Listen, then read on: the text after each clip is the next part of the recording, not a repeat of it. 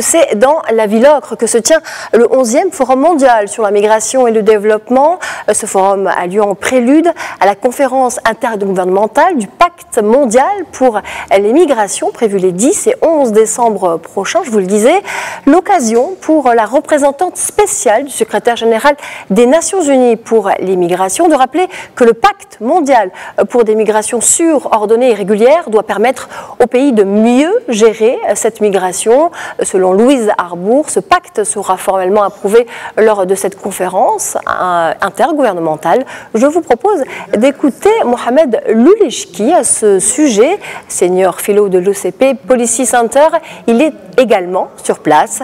L'ancien ambassadeur du Maroc auprès des Nations Unies s'exprime au micro de notre envoyé spécial Melinda Mreni. L'adoption de ce pacte se fait dans un pays qui a beaucoup apporté justement à la thématique de la migration.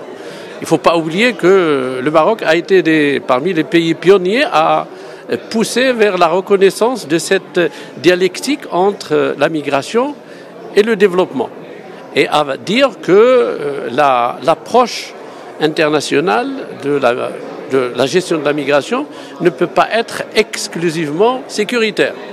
Il faut s'attaquer aux causes sous-jacentes et profondes de la migration pour essayer de la gérer autrement. La gérer dans le cadre d'un partenariat nord-sud et parfois même sud-sud, dans le cadre d'une approche qui d'abord respecte les engagements internationaux, respecte les valeurs humaines universelles et